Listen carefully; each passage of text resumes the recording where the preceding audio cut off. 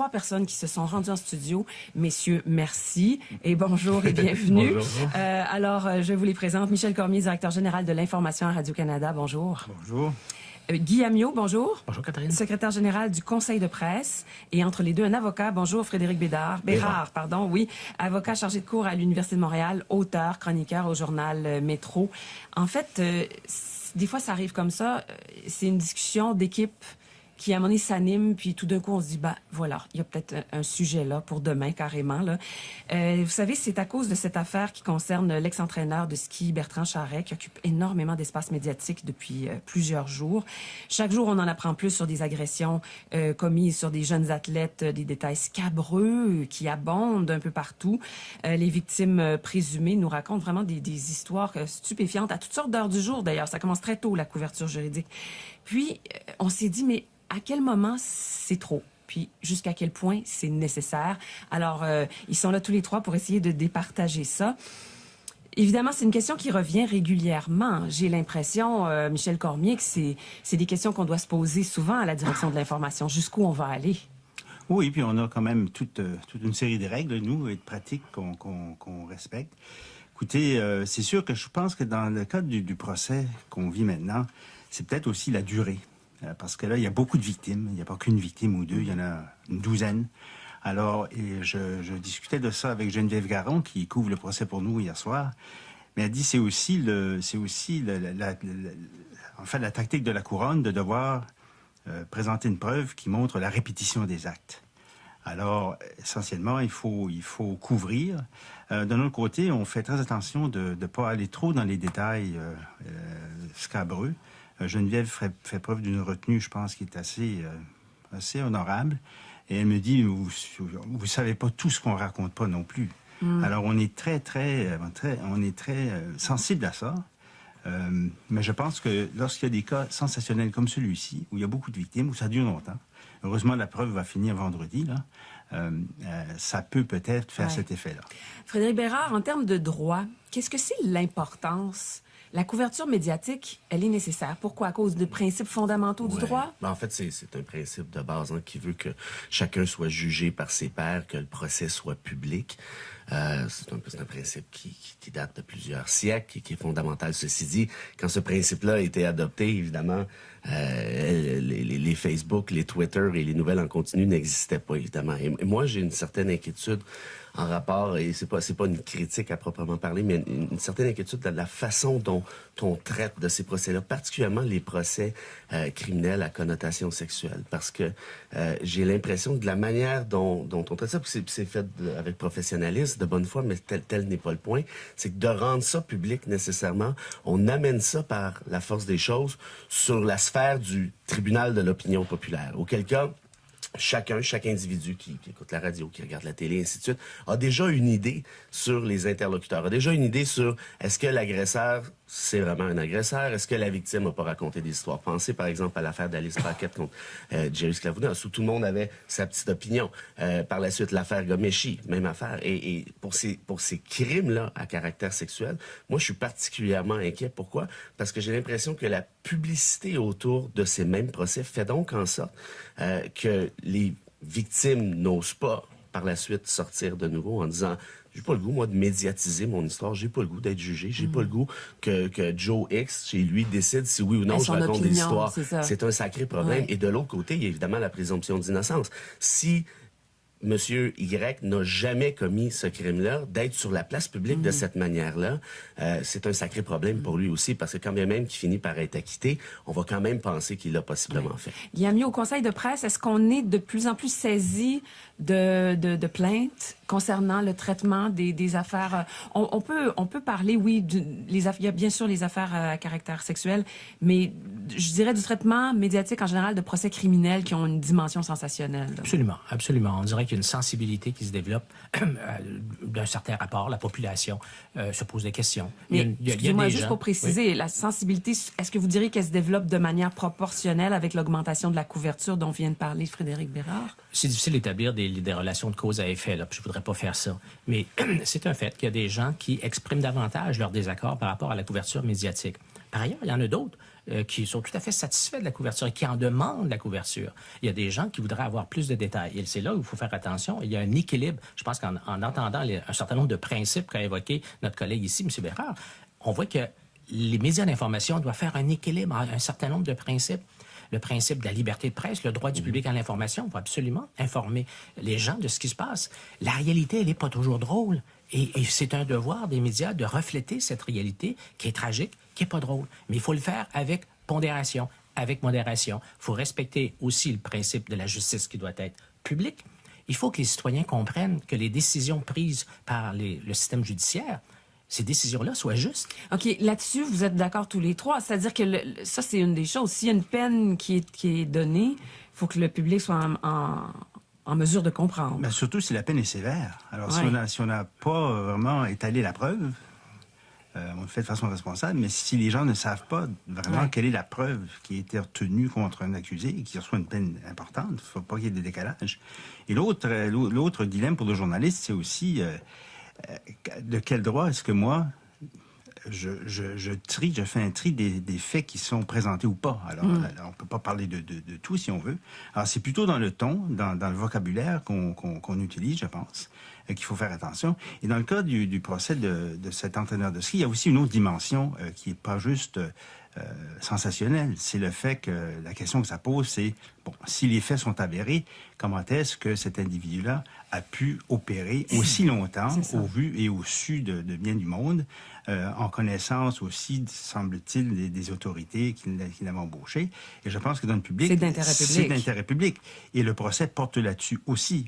Ouais. Alors, et moi, écoutez, pour revenir à nos journalistes, hier, elle a rapporté d'autres sortes de faits qui donnent un autre éclairage sur ce qu'ont vécu les présumées victimes, qui était fort intéressant, et je pense qui était encore plus poignant, dans le sens où elle a raconté l'histoire de cette fille qui s'est construite un igloo pour ne pas coucher dans l'hôtel parce qu'elle avait peur de l'entraîneur de ski. Ce fait-là n'est pas scabreux, mais en dit beaucoup sur le procès. Alors, on en a discuté. Et elle dit, j'essaye aussi de trouver d'autres façons d'expliquer un peu la réalité. Alors là, on arrive à la peur, à la crainte, et c'était d'autant plus... C'est d'autant plus poignant que ça montrait exactement ce que vivait la victime, mais pas dans une description. Pas d'une manière, c'est ça, scabreuse dans ce cas-là. Et je vous dirais, Catherine, que ça illustre bien le défi des médias d'information lorsqu'on est devant une criminalité intime. Oui. Je pense qu'il y a un défi pédagogique. Parce que là, c'est assez nouveau, c'est spécial. Il faut entrer dans l'intimité de deux personnes pour comprendre. Il y a un devoir des médias d'expliquer les droits et qu'est-ce que c'est, le consentement, le retrait du consentement. Tous les débats qu'on a vus dans les derniers mois, dans d'autres dossiers, illustrent ce défi des médias et de cette nécessité d'intérêt public d'expliquer aux gens ces notions. Ça, c'est très important ce que vous apportez, Guillaume, parce que c'est nouveau. En fait, pendant longtemps, tout le monde avait l'impression que des procès pour viol, c'était un homme embusqué dans une ruelle contre une femme inconnue qui passait dans la rue, alors qu'on sait maintenant, la recherche, les témoignages, tout nous prouve que la grande majorité des agressions sexuelles se passent entre gens qui se connaissent. Il commence à y avoir un peu plus de procès médiatisés. Est-ce que ça pose un défi particulier? D'abord, pour les gens qui exercent la justice, Frédéric Bérard, d'arriver à monter une preuve solide quand la victime et l'agresseur se connaissent. Non, on a un sacré problème, là, parce que en matière d'agression sexuelle, par définition, c'est une question de consentement. Par exemple, entre des gens qui se connaissent. C'est pas comme, par exemple, aller faire un vol de dépanneur où là, c'est assez facile, souvent, d'obtenir de la preuve matérielle, de la preuve testimoniale ou autre. Ici, là, c'est autre chose. C'est nécessairement, la plupart du temps, la parole de l'un contre la parole de l'autre. Ce qui fait qu'il y a un très, très, très faible pourcentage de dénonciation pour des crimes à caractère sexuel qui se transposent éventuellement en condamnation. Il y a des chiffres qui sont sortis. Moi, on m'a dit 7 sur 1000, ce qui est quand même effarant. Donc, tout ça pour dire, est-ce que le processus judiciaire est actuellement adapté à ce type de crime-là? Moi, par définition, ces statistiques-là sont justes. La réponse est nécessairement non. Je veux dire, ça ne prend pas la tête à Papineau. Cela dit, comment on règle cette question-là maintenant? Moi, je pense qu'une des solutions, c'est d'éviter la surmédiatisation de ce genre de procès. Pourquoi? Parce que, comme je l'expliquais tout à l'heure, la victime va-t-elle vouloir entrer dans ce processus-là? Et il y a aussi l'autre concept qui s'appelle la présomption d'innocence. Alors, peut-être qu'une des solutions, puis je lance ça comme ça, C'est ce qu'on peut appeler le huis clos. C'est peut-être pas la bonne place dans un média pour suggérer un huis clos.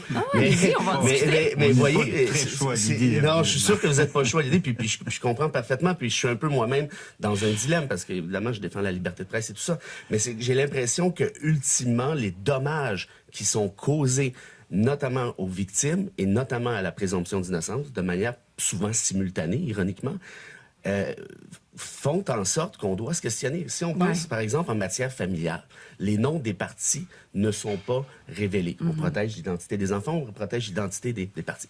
Rappelez-vous l'affaire de Guy Laliberté, l'affaire Éric contre Lola. C'est une chicane de multimilliardaires, là, essentiellement. Intérêt public là-dedans, bon, ça va, ça se discute, mais on a quand même protégé l'identité des partis. Pourquoi? Parce qu'on dit, en matière familiale, on veut faire en sorte que ces gens-là puissent discuter, puissent débattre judiciairement parlant sans problème. Alors pourquoi ce serait pas la même chose en matière d'agression sexuelle? Qu'est-ce qu'on aurait de plus? Là, ça a été le cas parce que les victimes étaient mineures au moment des agressions. Michel Cormier, si elles avaient été majeures, les journalistes auraient donné leur nom, tout simplement? Ben écoutez, c'est la Cour qui décide, hein? Oui. Dans ce cas-là, si les noms doivent être tués ou non. D'accord, c'est toujours la Cour. Ben oui, nous, on a aussi une politique de respect et de pas d'approcher ces gens-là et de voir s'ils veulent parler. Dans des cas, surtout d'agression sexuelle, où c'est souvent humiliant pour les personnes d'aller témoigner, on est très sensible à ces choses-là. En revanche, il y a des gens qui veulent raconter leur histoire. C'est ça, mais à ce moment-là, c'est là que pour c'est là que pour les médias, il y a des décisions morales. Puis j'en reviens au fait nouveau là que ce sont souvent maintenant des gens qui se connaissaient. Et c'est là souvent, on peut évoquer l'affaire Alice Paquet, qui est allée dans les médias avant même qu'il y ait des accusations de portée.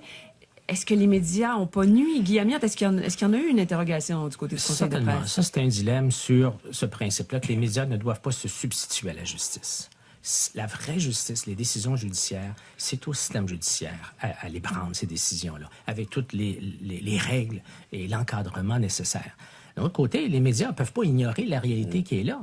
Aujourd'hui, de plus en plus, l'information circule. Alors, et surtout dans le cas de Mme Paquette, c'est elle qui prenait les devants, puis c'est elle qui disait, moi, je vais m'afficher, puis publiquement, puis elle est là à plein de détails. Il y avait même des journalistes qui étaient surpris. Mon Dieu, elle va bien loin dans ses affirmations. Et que voulez-vous que les médias fassent? Taire ce témoignage-là?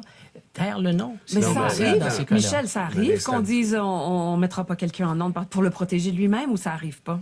Non, il faut qu'on explique aux gens à quoi ils s'exposent. Dans le cas d'Alice Paquet, je peux en parler parce qu'on avait la première entrevue à l'émission d'Anne-Marie Dussault. On a pris toutes les précautions. On s'est assuré que, elle était accompagnée de quelqu'un, qu'elle avait consulté un avocat. On a enregistré l'émission aussi pour pas que ce soit en direct. Et je vous avoue que, justement, on a enlevé au montage des détails qu'on jugeait qui étaient peut-être un peu trop offensants pour tout le monde et qui n'étaient pas à son avantage. Alors donc, on a voulu, si on veut, s'assurer que l'interview se fasse dans un contexte contrôlé, qui ne déraperait pas et qui ne la mettrait pas non plus dans une situation désavantageuse. Alors, c'est très délicat. Écoutez, j'ai pas non plus de solution tout de suite là, de dire est-ce qu'on a agi parfaitement là-dedans ou pas. À chaque fois, évidemment, on se pose des questions. Dans ce cas-là, on était dans un contexte où les femmes voulaient prendre la parole, encourageaient les femmes à prendre la parole. Il y a un contexte social aussi différent. Et Alice Paquette avait aussi déjà, publiquement, à l'Université Laval, fait ces allégations. Frédéric Bérard, vous auriez été son avocat, vous lui auriez conseillé plutôt de ne pas le faire? Tout le contraire. Et pour répondre à votre question, moi je blâme pas les médias d'avoir couvert cette histoire-là. Je veux dire, elle-même veut aller dans les médias contre un député de l'Assemblée nationale. Je veux dire, c'est pas rien. L'intérêt public ici, je pense, est servi. Ceci dit, si je suis avocat criminaliste, si je suis son avocat criminaliste, je dis, premièrement, ça va se régler dans le processus judiciaire. Et il faut faire gaffe. Et visiblement, malheureusement pour elle, c'est pas ce qu'elle a fait. Elle a trouvé le moyen de se contredire quasi systématiquement. Elle l'a clairement nuit à sa cause. Et peut-être pour revenir sur un dernier point rapidement, quand vous parliez, ça se passe la justice se passe à travers le processus judiciaire.